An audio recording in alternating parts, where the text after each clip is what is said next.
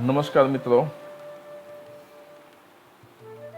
ધોરણ 8ના અજમાયશી પાઠ્યપુસ્તકનું પ્રકરણ 3 ગઢની રઢ છોડો, જેના લેખક છે ભાનુકુમાર ત્રિવેદી. એના સ્વાધ્યાયનું સંપૂર્ણ સોલ્યુશન આપણે જોઈશું. મિત્રો, તમે જાણો છો એ પ્રમાણે 2025-26ના શૈક્ષણિક વર્ષ માટે ધોરણ 8માં ગુજરાતી વિષય નવું પાઠ્યપુસ્તક અમલમાં મૂકવામાં આવનાર છે, જેને હાલ અજમાયશી પાઠ્યપુસ્તક તરીકે ઉપયોગમાં લેવાનું છે. એમાં આ ત્રીજો પાઠ આપેલો છે, એનું આપણે સોલ્યુશન જોઈશું. હું છું અગ્રવત કિરણકુમાર બી અને મારી યુટ્યુબ ચેનલ માય સ્ટુડન્ટ્સ એજ્યુકેશનમાં હું આપ સૌ મિત્રોનું હાર્દિક સ્વાગત કરું છું. મિત્રો, આ વિડીયો તમને પસંદ આવે તો મારી યુટ્યુબ ચેનલને સબસ્ક્રાઈબ કરજો અને તમારા અન્ય મિત્રોને પણ શેર કરજો. ચાલો હવે આપણે જોઈએ આગળ.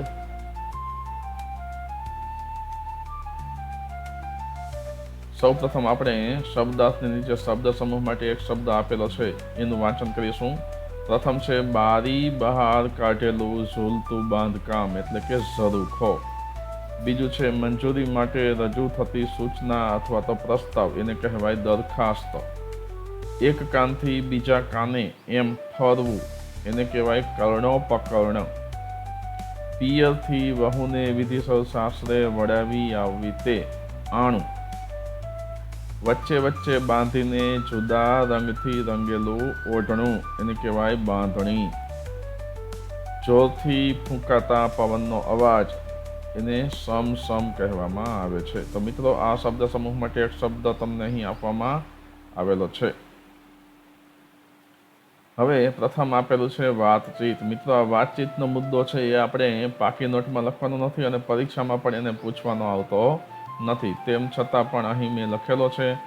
આ માત્ર તમારે વાતચીત કરવાની હોય છે. તમને ક્યારે ઊંઘ આવતી નથી.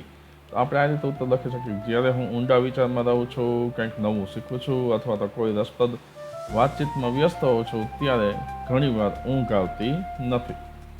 બીજું છે તમે કરેલા કોઈ બહાદુરી ભર્યા કામ વિશે કહો. મિત્રો, દરેક બાળકે કંઈક ને કંઈક કામ કરેલું હોય તો એ અહીં એને લખવાનું છે. તો એક આ રીતે જવાબ બની શકે: એક વખત મેં તળાવમાં ડૂબતા બાળકને બચાવ્યું હતું. અહીં મેં એક વાક્યમાં આપેલું છે, પરંતુ તમે વિગતવાર વર્ણન કરો તો પણ ચાલે. આ તમારે તમારી રીતે જવાબ દેવાનો હોય છે. માત્ર મૌખિક વાતચીત છે. તમે કોઈ કિલ્લો જોયો છે? ક્યાં? હા, મેં ઉપરકોટનો કિલ્લો જોયો છે, એ જૂનાગઢમાં આવે છે, ખૂબ સરસ છે, રાજામગઢે બનાવેલો હતો, એવું તમે લખી શકો. ત્યારબાદ કિલ્લો શા માટે બાંધવામાં આવતો હતો? તો કે કિલ્લો રાજ્યને આક્રમણકારોથી બચાવવા અને પાડોશી રાજ્યો સામે તેમજ લોકોની સલામતી અને ગૌરવ જાળવવા માટે બનાવવામાં આવતો હતો, જે ખતરો ઊભા કરતા હોય એની સામે રક્ષણ આપતું હતું. તમે સાથે મળીને ક્યાં કામો કરો છો? તો તમે મિત્રો જે સાથે મળીને કામ કરતા હોય તે અહીં તમારે લખવાનો હોય. જેમ કે અમે વૃક્ષો વાવવા, વૃક્ષોને પાણી આપવું, પુસ્તકાલયમાં પુસ્તકો વાંચવા, લંગડી, દોડ, ક્રિકેટ, કબડ્ડી જેવી રમતો સાથે રમવી, સાંજે ગૃહ કાર્ય કરવું વગેરે જેવા કામો સાથે મળીને કરીએ છીએ. યુદ્ધનો સામનો કરવા શી તૈયારી કરવી પડે છે? યુદ્ધનો સામનો કરવા માટે, યુદ્ધની તૈયારી માટે દુશ્મન વિશે ગુપ્ત માહિતી એકત્રિત કરવી, સૈનિકોને તાલીમ આપવી, સંરક્ષણને મજબૂત બનાવવું, પુરવઠાનો સ્ટોક કરવો અને સાથી દેશો વચ્ચે વાતચીત સ્થાપિત કરવી જરૂરી છે. વધુમાં સમુદાયનો એટલે કે પ્રજાનો ટેકો એકત્ર કરવો અને મનોબળ ઊંચું રહે તે સુનિશ્ચિત કરવું, એ મહત્વપૂર્ણ પગલાં છે. ત્યારબાદ પ્રશ્ન બીજો આપેલો છે: ઉદાહરણ મુજબ શબ્દ જોડ પરથી વાક્ય બનાવો. જેમ કે આગ અને ભડભડ, એની પરથી વાક્ય બનાવી શકાય: રૂનો ઢગલો આગથી ભડભડ કરતો સળગી ઉઠ્યો. બીજું છે ઝાંઝર અને રમઝમ. તો વાક્ય આ રીતે બની શકે: નાની બહેનના પગમાં રહેલા ઝાંઝરનો રમઝમ અવાજ મનને આનંદ આપી રહ્યો, અથવા તો મનને આનંદ આપી રહ્યો. કોઈ પણ વાક્ય તમે બનાવી શકો. ઝાંઝર રમઝમ ઝણકતું હતું, એ રીતે પણ તમે વાક્ય બનાવી શકો. પગલા અને પટપટ, તો વાક્ય આવું બને: ઝડપથી સીડી પરથી નીચે ઉતરી રહેલી નાની બહેનના પગલાનો પટપટ અવાજ ઘરમાં ગુંજી રહ્યો. ઢોલ અને ઢમઢમ, વાક્ય છે, ઢોલનો ઢમઢમ અવાજ સાંભળતા જ ખેલૈયાઓ ખુશીથી ઝૂમી ઉઠ્યા. દાંત અને કડકડતો. શિયાળાની ઠંડીમાં મારા દાંતમાંથી કડ અવાજ આવવા લાગ્યો. એ રીતે તમને છઠ્ઠું આપેલું છે, ઉપર મુજબના બીજા જે 2 શબ્દ જોડકા જાતે બનાવો અને તેના આધારે વાક્ય બનાવો. હવે મિત્રો, અહીં મેં તમને શબ્દો બનાવીને આપેલા છે, વાક્ય તમારે જાતે બનાવવાના રહેશે. જેમ કે ઝરણું અને ખડખડ, વલણું અને ઘમઘમ, પવન અને સમસમ, સોટી અને ચમચમ. તો આની ઉપરથી તમારે વાક્યો જાતે બનાવવાના છે. ત્યારબાદ પ્રશ્ન ત્રીજો છે, સ્થાનિક ભાષામાં આપેલા વાક્યોને માન્ય ગુજરાતી ભાષામાં લખો. જેમ કે રામ રામ ક્યાં રહેવું, એને આપણે ગુજરાતી ભાષામાં માન્ય ભાષામાં કહી શકીએ રામ રામ ક્યાં રહેવું. ત્યારબાદ બીજું છે, હવે કરવું હું, એના માટે આપણે હવે કરવું શું. ત્યારબાદ કુણ બા આ ઘડીએ આઈ,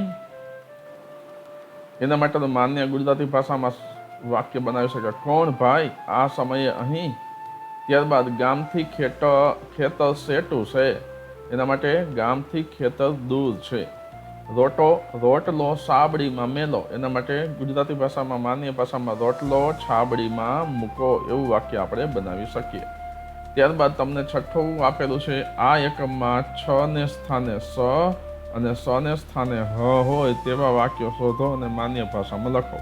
તો મિત્રો, આ પણ તમારે જ તમારું આ કાર્ય કરવાનું છે. પાઠમાંથી તમારે આ વાક્યો શોધવાના છે. તમે પાઠ વાંચશો એટલે તમને તરત ખ્યાલ આવી જશે. એ મેં કંઈ અહીં તમને આપેલા નથી. 7મું છે, તમે આ પ્રકારના 3 વાક્યો લોકબોલી અને માન્ય ભાષામાં લખો.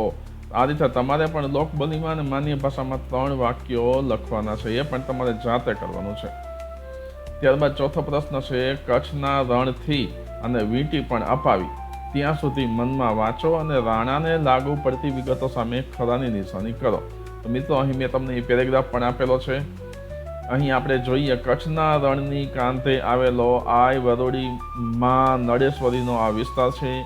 એવા આ પંથકના રાજમથક વાવ નગરીના રાણા વજયસંઘજી અંધારી રાતમાં દૂર સુદૂર કોઈ મશાલ સળગતી હોય તો પણ ઝીણી આંખે શું હશે એ પારખવા મથે છે. અને એ રીતે છેલ્લું વાક્ય છે, કારભારીને કહીને આ દેવીઓને સોનાની એક વીંટી પણ અપાવી.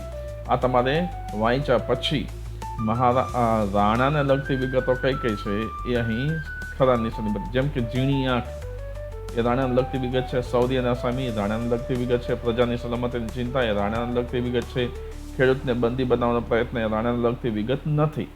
કારભારી સાથે ખેતર પહોંચ્યા એ રાણાને લગતી વિગત છે. સિપાહીઓને ખેડૂતો પાસે મોકલ્યા એ પણ રાણાને લગતી વાત નથી. મહિલાઓનું સન્માન કર્યું એ રાણાને લગતી વાત છે. ત્યારબાદ આ વાતને થી તો શું જુએ છે સુધી વાંચો અને વિધાનની સામે રાજા કે પ્રજા 2માંથી લાગુ પડતું હોય તે લખો. તો અહીં તમે લખી શકો કે એ વાતને 1 અઠવાડિયું વીતી ગયું, રાણાનો ઉચ્ચાટ તો ઓગળી ગયો હતો. અને છેલ્લું વાક્ય છે, રાણા ઘડી પર મૂંઝાય કે ઈંટ પથ્થર ચૂનો વગેરે કઈ માલ સામાન તો આવતો જોયો નથી, તો ગઢ કેમ બને. છતાં ભાયત આગેવાનોની સાથે વાવના સીમાડે એ જોવા જાય છે તો શું જુએ છે. તો આ આખો પેરેગ્રાફ છે એ તમારે વાંચવાનો છે. અને ત્યારબાદ રાજાની અને પ્રજાની વિધાન છે એ તમારે લખવાના છે. જેમ કે ગઢ બનવા અંગેની ચિંતા, તો એ રાજા માટેનું છે, એટલે રાજાના ગઢ બનવાની ચિંતા હતી. બીજું છે, ગઢ બનાવવાનું વચન. એ પ્રજાએ રાજાને વચન આપેલું હતું, એટલે ગઢ બનાવવાનું વચન એ પ્રજા. રાજા માટે માન, તો કે પ્રજાને રાજા માટે માન હતું એટલે પ્રજા. દુકાળ વખતે વેરો માફ કર્યો, રાજાએ વેરો માફ કર્યો હતો એટલે રાજા. ઉચાટ દૂર કરવાની જવાબદારીની સમજ, પ્રજામાં એવી સમજ હતી કે રાજાનો ઉચાટ દૂર કરે અને એવી એની પોતાની જવાબદારીની સમજ હતી, એટલે એ પ્રજા માટેનું વાક્ય છે, વિધાન છે. છઠ્ઠું છે, આપેલી ઘટનાને આધારે રાજા અને પ્રજાને લગતી વિગતો પાઠને આધારે લખો. એમાં ઘટના છે, રાજા છે અને પ્રજા છે. તો ઘટના છે, ખેડૂતને બંદી બનાવવાનો પ્રયત્ન. તો રાજાએ શું કર્યું, તો કે આપ જાણતા જ તાત્કાલિક ઘટના સ્થળે પહોંચ્યા અને મહિલાઓને વખાણ્યા અને સન્માન આપ્યું. પ્રજાએ શું કર્યું, તો કે 4 મહિલાઓએ હિંમતથી દાંતરડા ઉગાવીને ખેતરમાંથી દોષિતોને ભગાડી દીધા. એટલે કે બીજા રાજ્યના જે સૈનિકો ખેડૂતોને બંદી બનાવવા આવેલા હતા એને ભગાડી મૂક્યા. બીજું છે, ડાયરા સમયે રજૂ કરેલી ચિંતા. તો એ માટે રાજાએ શું કર્યું તો કે પડોશી રજવાડાના ધમકીઓથી ચિંતિત, ખાસ કરીને પ્રજાની સુરક્ષા માટે ચિંતિત રહ્યા. અને પ્રજાએ શું કર્યું તો કે રાજાના આશ્વાસન માટે ભરોસો આપ્યો કે કાંકરી ચાળો કરે તો જોઈ લેશું. ત્યારબાદ વાવના રક્ષણ માટેનો ઉપાય. એના માટે રાજાએ શું તો કે પાઠના આધારે આપણે જોઈશું કે મજબૂત ગઢ બનાવવાની દરખાસ્ત મૂકી કે જેથી દુશ્મનો ગઢમાં એટલે કે રાજ્યમાં ઘૂસી ન શકે. અને પ્રજાએ શું કર્યું? પ્રજાએ તાત્કાલિક જવાબ ન આપ્યો, પરંતુ વિચાર કર્યા પછી નિર્ણય લેવાની વાત કરી. ગઢની ચિંતા. એના માટે રાજાએ હજુ ચિંતા રાખી કે ગઢનું શું થયું, નિર્માણ નહીં દેખાયું, એટલે રાજા મૂંઝાયા.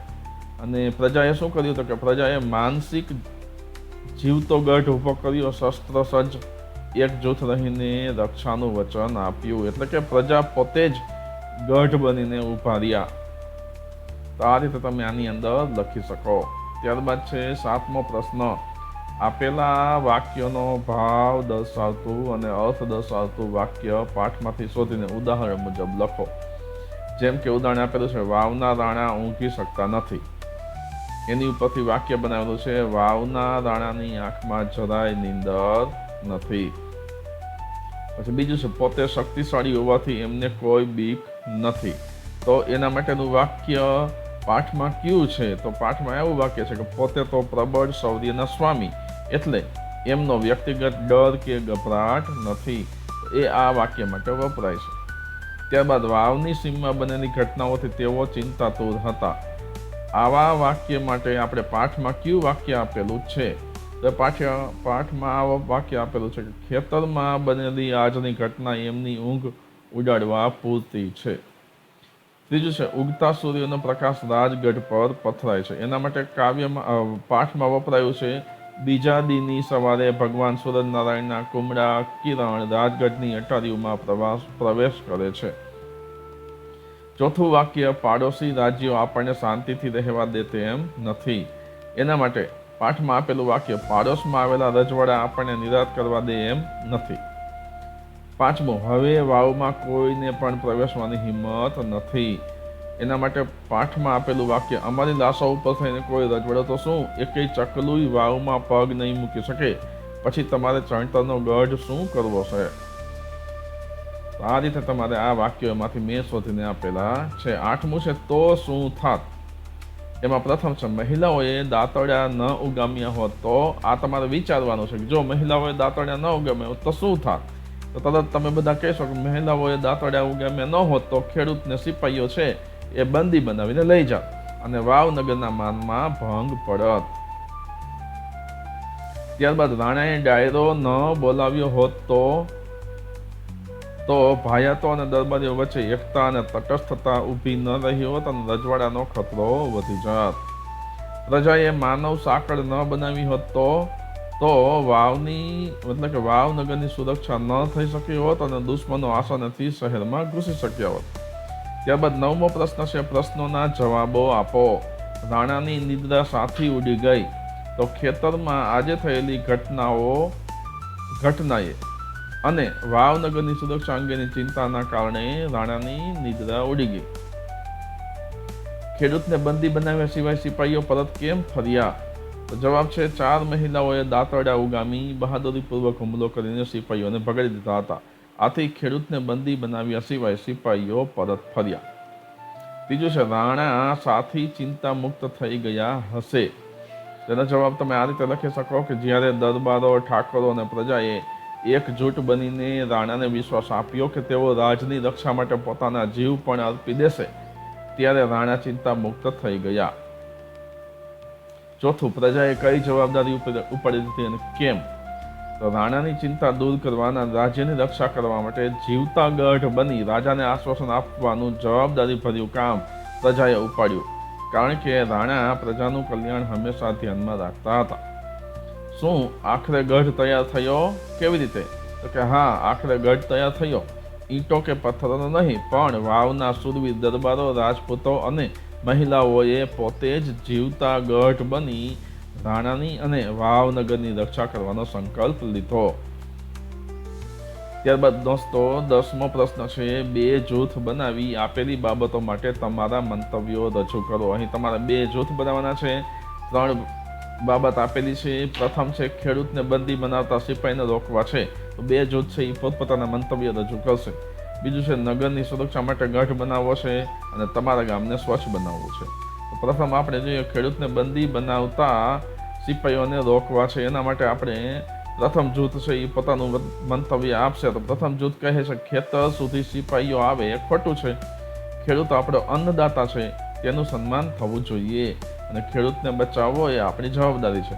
બીજું જૂથ પોતાનું મંતવ્ય આપશે સિપાહીઓએ ખરાબ વર્તન કર્યું છે, વલણ દાખવ્યું છે, મહિલાઓની બહાદુરી પ્રશંસાને પાત્ર છે અને ગમે તે રીતે ખેડૂત પર અત્યાચાર અટકાવવો જરૂરી છે.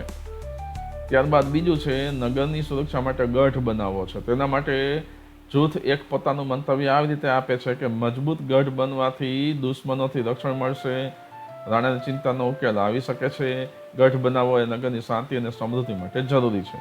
બીજું જૂથ છે એ પોતાનું મંતવ્ય વ્યક્ત કરતા કહે છે કે મજબૂત ગઢ સિવાય પ્રજાની એકતા પણ ખૂબ જ જરૂરી છે. ગુમાનો દૂર કરવા માટે જીવતા ગઢ જેવી એકતા શ્રેષ્ઠ છે. એટલે કે રજવાડાઓને જે ગુમાન છે કે અમે આ વાવનગર ઉપર કબજો કરી લઈશું, એ ગુમાન દૂર કરવા માટે. ત્યારબાદ છે બધાએ સાથે મળીને નગરનું રક્ષણ કરવું જોઈએ.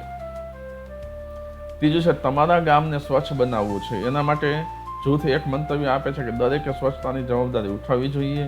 નગરપાલિકા અને ગ્રામ પંચાયતની મદદથી નિયમિત સફાઈ થાય. રસ્તા અને નદીઓના કાંઠે કચરો ન ફેંકવો. જૂથ 2 કહે છે કે શાળા અને યુવક મંડળો દ્વારા સ્વચ્છતા અભિયાન ચલાવવું જોઈએ. સૌએ ઘરે અને આસપાસ સ્વચ્છતાનું મહત્વ સમજવું જોઈએ. મારું ગામ સ્વચ્છ ગામ સૂત્રનો સ્વીકાર કરીને આપણે કામ કરવું જોઈએ. ત્યારબાદ 11મો પ્રશ્ન છે તમે સાંભળેલી કે વાંચેલી લોકકથા વિશે કહો. તો મિત્રો આમાં તમે કોઈ પણ લોકકથા સાંભળેલી હોય કે વાંચેલી હોય તેના વિશે તમે કહી શકો. જેમ કે આપણે જામનગરમાં રહીએ છીએ તો આપણે જામનગરમાં ભૂચરમોરીની લોકકથા છે એ પણ તમે કહી શકો. એ સિવાય પણ જામનગરમાં પણ અનેક ઐતિહાસિક ઘટનાઓ બનેલી છે, એના વિશે તમે વાતચીત કરી શકો. એ સિવાય તમારા ગામમાં અથવા તો તમારા આજુબાજુના ગામમાં ઐતિહાસિક ઘટનાઓ બનેલી હોય, લોકકથા તમે સાંભળેલી હોય, કોઈ ડાયરામાં અથવા તો ટીવીમાં મોબાઈલમાં જોઈ હોય, તો એ લોકકથા વિશે તમે જણાવી શકો. તો મિત્રો આ રીતે આપણે આ આખા પાઠનું સોલ્યુશન છે જોયું છે. મિત્રો મારી YouTube channel my students education તમે સબસ્ક્રાઈબ કરજો અને તમારા અન્ય મિત્રોને પણ શેર કરજો. ધન્યવાદ.